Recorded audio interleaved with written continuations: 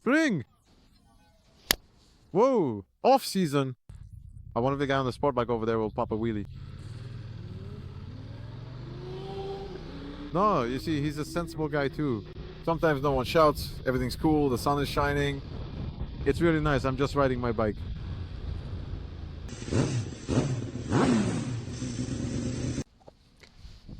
Hi, it's me, Andrzej. Sorry that I'm dressed so heavily, but it's a bit windy. And right now, being sick is really unpopular. I truly can't sing a note, but I genuinely feel like singing right now. Always try to look on the very bright side of life, no matter what. I just wanted to say that nobody's perfect, and I can't whistle. I would like this to be a perfect season for us, despite everything. A perfect season for us motorcyclists. It will be perfect when, above all, it's safe and when we rack up a lot of kilometers on our motorcycles. For that to happen, for us to cover a lot of kilometers, we first and foremost need to be safe. It doesn't matter whether we're riding fast on the track, off-road, or anywhere else. What matters is that we do it sensibly. And the proof that we're riding sensibly, it's the very start of the season, because I once got myself into trouble like that, and I know people who did the same after being cooped up all winter. They jumped on their bikes and boom, spring! And just like that, the season was over. So today I rode a bit on BMW F900R. Oh, by the way, this is actually quite interesting because I forgot to mention that this is sponsored content. But it's not sponsored in a dumb way, because this isn't just some motorcycle presentation. It's that BMW understood that it's much more... The most important thing for motorcyclists is to have some knowledge, some advice. And they said, all right, if you use our motorcycle for this, we'll be more than happy to support it. So thank you very much for that. So I took the F900R, which you can currently read a review of in the latest issue of Schwat Motorcycling, which was written by Tomek. And I rode it for a bit around the city. These are the first warm days when we can finally go out and ride here. The most important thing, as I said, is to keep a cool head, and that's the main message here. On this day, we won't experience all the emotions we can get throughout the whole season. So I would focus on just getting out on the motorcycle and simply taking deep breaths of fresh air wherever you can. And just enjoy the fact that spring has arrived, that we have our dream motorcycle, whether it's old or new, and simply take pleasure in it. Let's start with the fact that before you head out, which is quite crucial, if you have a used motorcycle, you need to check a few basic things. You'll also find plenty of guides, even on Shop Motorcycling. POBUT, yes, you need to check the condition of the fluid. The brake fluid at the front, and back check whether the fluid isn't too dark or worn out. You need to check if you have brake pads and whether they might be worn out. You need to check the tire pressure, and it's best to check the tire pressure at home in your garage. If you have a pump, even a bicycle pump, you can do it. And if not, the first thing you do is get on your motorcycle and head to a gas station to adjust it. Remember that the recommended tire pressures are always listed near the swing arm on a sticker. In addition, check that the brake is not spongy or has air in the line, and that all the screws are in their proper places. These are basic inspections. If you have a new motorcycle, the procedure is a bit simpler, since it comes straight from the factory after the entire quality control process. However, that doesn't mean you shouldn't stay alert, because, for example, new motorcycles come with new tires. New tires are not yet broken in, so you can't just go out and immediately lean into corners. You need to start breaking them in very slowly and gradually. You also need to pay attention to the brake pads, which are new both at the front and rear. When you press them for the first time, for the first several times you use the brake, it actually won't work as effectively as it eventually will. So, for example, what I do is ride very gently, preferably on a quiet street near my house. And as I ride, I press the brakes a bit, riding with the brakes slightly engaged. And those brake pads, they will definitely start to bed in a little. Just riding itself. Remember that, first of all, you may have lost a bit, maybe some attention, alertness over the winter.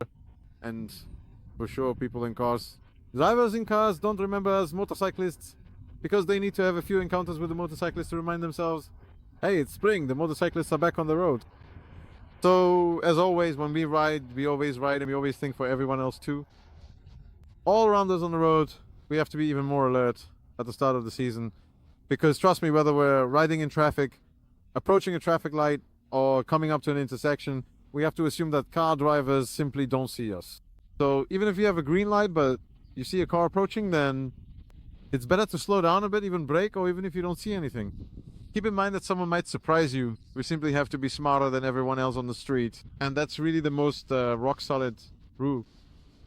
The next thing is the asphalt. You'll notice that in the middle there's a strip of grime, and only the spots where car tires go are clear.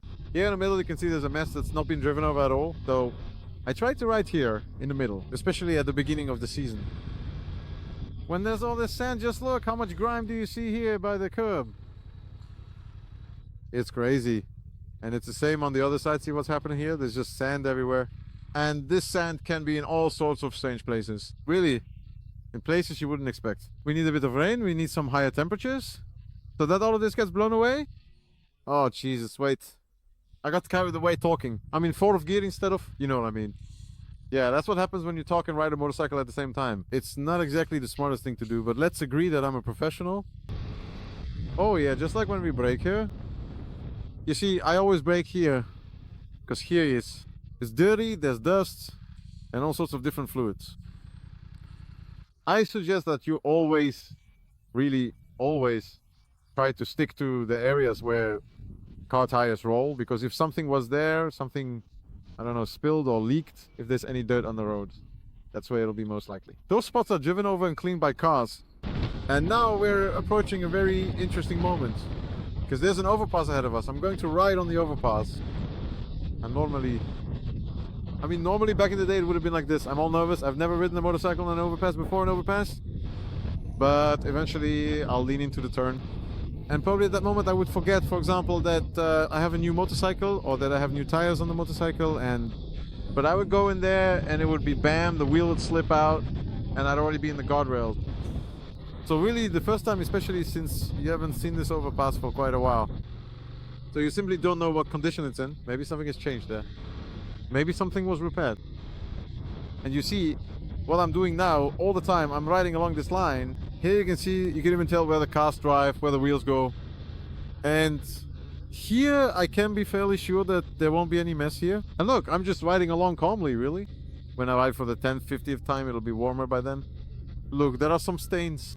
Oh, something drove by and something was leaking out. If I were to go through here now at full speed, well, maybe nothing would happen, not by itself. Because the tires are really good at this point, but still, it could have happened. Honestly, it's dangerous. But this way, I just rode through. Boom. What's important, especially in new motorcycles, but actually, a lot of used motorcycles have it too, just accept the traction control system and ABS. I know they used to not be that great, but now they're getting better and better. And at the start of a season, don't mess around with turning them off. I'll just say, for example, BMW always points out that it has this cool button that lets you turn off traction control and ABS, but don't do that at the start of the season. Especially if you're riding alone. That's also pretty crucial. If you're riding alone, if you don't have a buddy to go out with, and actually riding solo is pretty popular these days, then you might end up doing something like this. Tell someone where you're gonna ride, roughly when you'll be back. And what I think is pretty smart, choose an app that lets you share your location. To your wife, girlfriend, or a family member, you share your location for the duration of your ride and they know exactly where you are, just in case something happens. That's how it can be. Because not every motorcycle, in fact, none except BMW has such a system like that. And I really have to give them credit for that. It's not even about this being a sponsored video, but the SOS system in motorcycles is, in my honest opinion, truly one of the absolute best and most innovative ideas of the entire decade when I look at it over the many years. I mean, really, anything at all. The motorcycle has a built-in SIM card, and based on that, if we fall over, its sensors detect that something has happened, and it automatically notifies the control center. An operator will contact us, the motorcycle will call right here. It will call, it has its own little speaker and microphone, and an operator will check in with us to see if everything is okay. If you don't respond, emergency services will be dispatched to our location, as the BMW support center will have our coordinates. That's an awesome feature. We can even call for help for someone else if we see an accident. Before we even get our phone out of our pocket, we can activate this. Hey, alright. I'll do it. Earlier, I didn't want to call the lady because I was embarrassed, but I'm scared. I'm gonna turn it off. But we have to check if it works or not.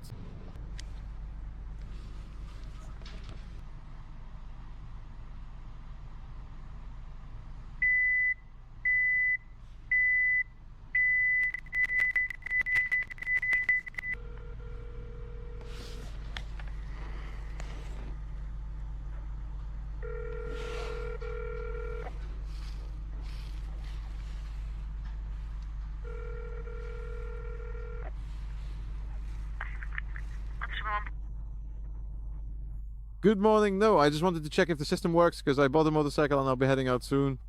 Thank you very much, ma'am, for... I'm very sorry, ma'am, but thanks to this, I know for sure that it works.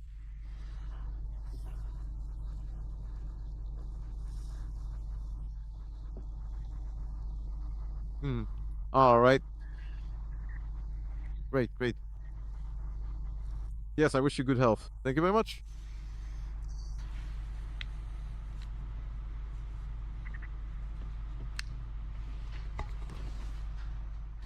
Back to the ride itself. Someone honked, but not at me. As for handling the throttle and brake, it's the same. If you have a motorcycle with variable riding modes, don't be afraid to use rain mode. Remember, this is supposed to be a pleasant, elegant ride. When it comes to braking, it's the same. Brake gently and smoothly. Don't force anything, don't make a fuss. Even though we have an anti-lock braking system, ABS, if we encounter a very challenging and dirty surface, for example, just today I personally came across a significant patch of loose dirt that had been unfortunately spilled onto the asphalt road then. The sophisticated ABS will also experience considerable trouble effectively stopping the motorcycle, quickly and safely. While we certainly won't fall over or lose control, the overall stopping distance required will inevitably be quite a bit longer than usual. Any tips? Anything else?